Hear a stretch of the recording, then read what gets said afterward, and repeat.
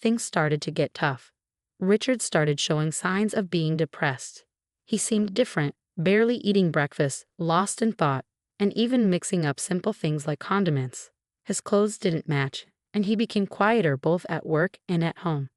While I always admired Richard's quiet strength, his silence became too much, making it feel like I was living alone. This loneliness crept up on me as I noticed these small but important changes in him. I realized that Richard might be struggling with a mental health issue. Watching someone you care about struggle without knowing how to help is really tough. So I took Richard to a clinic that focuses on both mind and body health, where he was diagnosed with depression. I had a basic understanding of depression, but hearing the diagnosis made everything feel a bit darker. The doctor explained that the best way to deal with depression is to address its main cause directly. Finding the exact cause of Richard's depression was tough. He had been working at the same factory for years without any problems, and nothing major had changed in his job. If anything, I worried that maybe our marriage had something to do with it. But when we talked to the doctor, I told him we were happy together and couldn't see any obvious problems at home that might have caused Richard's depression. The doctor told us to come back if we noticed any changes or had any ideas about what might be causing it. But even after several visits to the clinic, we couldn't figure out why Richard was feeling so down. As time went on, his depression just got worse. On his worst days, he could hardly get out of bed. Sometimes he'd have headaches, or he'd call in sick to work. His appetite disappeared, and he noticeably lost weight. Eventually, he couldn't keep working and had to quit his job. Richard felt really guilty about relying on me financially, but I told him I was okay with it. My main concern was his health. It was hard to see him struggling so much, and I worried about him constantly, especially when I was at work. There was a scary moment when he got lost while out, which made me worry he might not just be dealing with depression, but maybe dementia too. This idea added to my stress. When coworkers asked how things were going, I had to admit that Richard wasn't getting better. Watching someone you love suffer so much without knowing how to help is really tough. One day, Gerald noticed I looked exhausted and gave me an energy drink. Drinking it made me feel a bit better, and I was touched by his support. He reminded me that we're all in this together, and his words nearly made me cry. With everything going on with Richard, I hadn't realized how much stress I'd been carrying. I realized I had to hold myself together, or I might fall apart too. So I focused on my work, trying to keep some normalcy in our lives. A year passed, and things with Richard didn't get better. They actually got worse. As our third wedding anniversary neared, I couldn't see any hope for his condition. Then one morning, I noticed our car was missing. I checked again, but it was definitely gone. Since Richard's diagnosis, I was the only one who drove it, and I hadn't used it since the day before, so it should have been at home. Worried, I asked Richard if he knew anything about where the car might be. He casually mentioned he thought it was there when he got home yesterday. I remembered he had gone out for a bit while I was at work. The doctor had suggested he try walking or jogging to help him cope. If the car was there when he came back, it must have disappeared sometime during the night. With the car gone, I had no choice but to use public transport, which made me about 10 minutes late for work. I told Gerald about the missing car, and although he understood it, he was puzzled too. He wondered if Richard might have taken it, but I didn't think so, considering Richard's condition and how he avoided driving since he got sick. It just didn't add up. Despite Richard's memory lapses and mood swings, I couldn't imagine him being behind the missing car. The car mystery added another layer of complexity to our already difficult situation. As soon as I realized the car was gone, I reported it to the police, hoping it would be found soon. But deep down, I worried it might be gone for good. And if that wasn't enough, something else strange happened on the day I was supposed to get my paycheck. I went to the bank and found my personal account was empty. I was shocked. We did have a shared account, which I checked next, only to find it was empty too. I was completely puzzled. Richard and I shared a joint account, but he didn't have access to my personal account, and he didn't know its PIN. Yet, somehow, all our savings were gone. I felt a cold shock wash over me, and when I got home, I confronted Richard. I asked him if he knew anything about the missing money from our joint account. He seemed genuinely confused and denied knowing anything about it. Because of his depression, I hesitated to push him further, worried it might make things worse for him. Richard looked distant, lost in one of his frequent dazes caused by his condition. I couldn't help but wonder if he could have taken the money without realizing it. Planning to discuss this with the police, I felt overwhelmed by the double blow of losing both our car and our savings. The financial strain was tough, especially since I didn't have family to fall back on. With the small community clinic unable to provide enough help for Richard, we decided to switch him to a larger hospital with more resources. They gave us a referral letter, so we took a taxi to our first appointment at the general hospital. The whole experience was new and a bit scary for me, and I felt uneasy throughout the journey. Richard stayed quiet, lost in his thoughts as we arrived at the hospital. Taking a deep breath, I walked in and handed over the referral letter at the reception, expecting a wait. The general hospital was bustling with patients, each waiting for their turn. After about an hour, Richard was called in for his consultation. While he went inside, I took out a book to pass the time. But hardly had Richard entered the doctor's office when a nurse approached me. "Excuse me, are you Mrs. Simmons?" she asked. I confirmed, and she said the doctor wanted to see me. Familiar with discussing Richard's condition, I assumed it was a routine matter and followed her, though with some anxiety. The nurse led me to a different room, where a doctor, about 10 years older than me with graying hair and a gentle manner, greeted me. Before I could even sit down, I asked if this was about Richard's condition. He nodded seriously, and I braced myself for potential bad news. The doctor's next words caught me completely off guard. He advised me to keep my distance from my husband, revealing that Richard had been arrested for fraud a decade ago. My mind was racing with confusion. Why was this coming up now, during a routine medical visit? The doctor explained his suspicions about Richard's depression, suggesting that he might be faking it. He recalled recognizing Richard from a surgery 10 years back, where he had treated a deep cut on Richard's leg. It was a shock.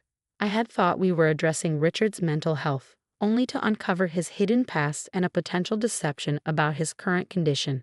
This unexpected revelation left me stunned, trying to reconcile the caring husband I knew with the person the doctor described. When the doctor mentioned recognizing a large scar on Richard's right leg, everything clicked into place. I knew about the scar but never knew how he got it, as Richard had never mentioned it.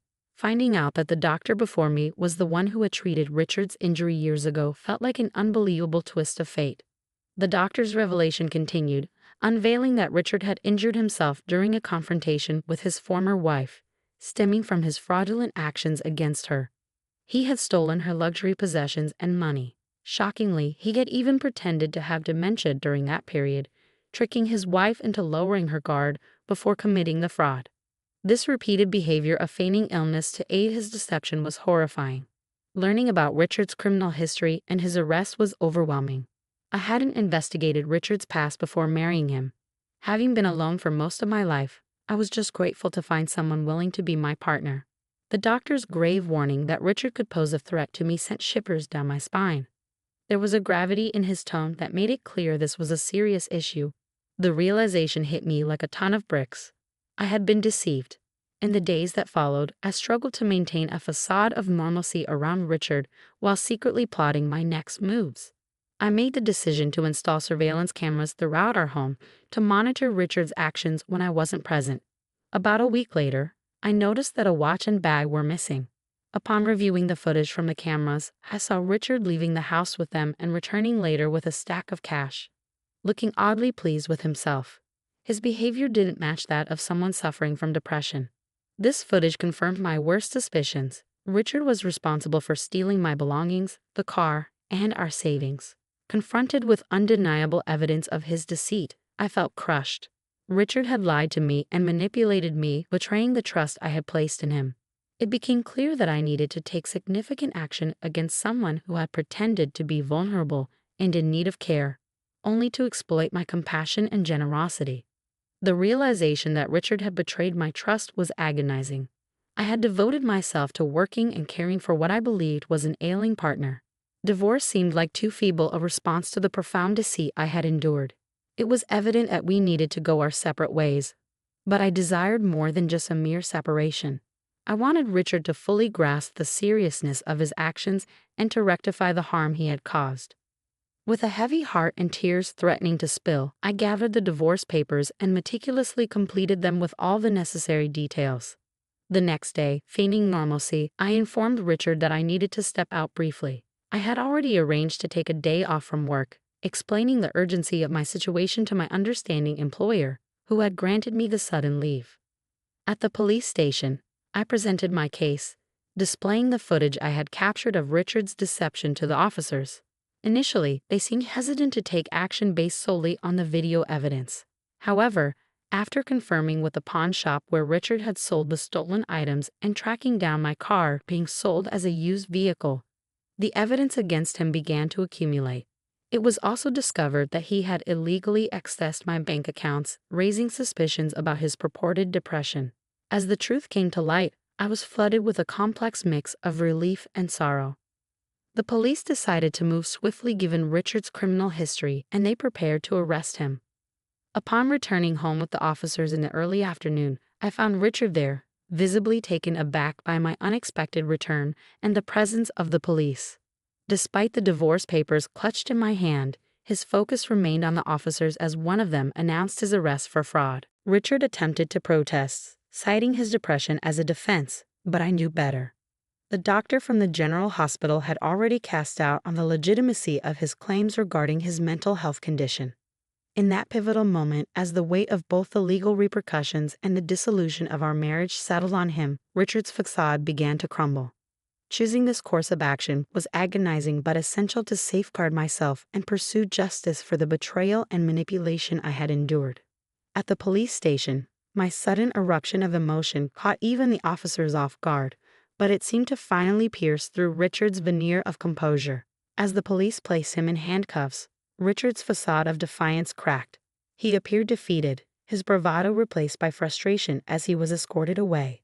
Observing the scene unfold, I felt strangely detached, as though I were watching the unraveling of someone else's life. Since the doctor's sobering warning, reality had felt distorted. Yet here I stood, confronting the stark truth of my circumstances, determined to forge ahead from the chaos Richard had wrought. Witnessing Richard being escorted away by the police felt surreal, akin to a scene from a dream. This moment marked a significant turning point, offering a glimpse of a return to the life I had known before the tumult of marriage consumed it. While a sense of relief washed over me, knowing I would no longer be ensnared in Richard's manipulative grasp, it was followed by a wave of loneliness. After waiting over 47 years to marry, the prospect of solitude once again loomed over my newfound liberation. 2 months later, our divorce was officially finalized. The process had been slightly delayed due to Richard's arrest, but as everything became official, my emotions had settled, allowing me to reflect on our shared history with clarity. Richard's future was uncertain, facing imprisonment for his second offense. I could only hope that this experience would prompt him to genuinely reconsider his choices. In the aftermath of our marriage, which had disintegrated into nothing more than a disillusioning memory, I found myself contemplating my next steps during a simple lunch at work. It was then that my boss, Gerald, approached, casually making a remark as he joined me with his store-bought hot dog lunch. "I think you'd be just fine if you were with me," he said, almost casually. His words caught me off guard, and it took a moment for their full weight to sink in, leaving me momentarily flustered. "Yes, I'm serious," he added, noticing my hesitation, his tone smooth yet sincere. I was left speechless, my lunch momentarily forgotten, as I processed his proposition. Gerald then returned to work, leaving me to mull over his unexpected offer. In the days that followed, the thought of a romantic relationship with Gerald hadn't crossed my mind, yet I couldn't ignore the care and stability he had consistently shown me. His dependable presence and responsible demeanor suddenly seemed to shine in a new light. Despite my initial surprise as I continued eating, the possibilities Gerald had introduced began to take root, hinting at a future I hadn't dared to consider until now. The idea of inviting Gerald out for a meal after work ignited a warmth within me, sparking a glimmer of hope for what lay ahead. Perhaps this was the perfect moment to embark on a fresh journey, exploring the potential for happiness and companionship once again. Stepping out of my comfort zone and into a new beginning with someone who had always been kind and supportive felt both exhilarating and reassuring. Tonight, I resolved, could mark the beginning of something wonderful and new.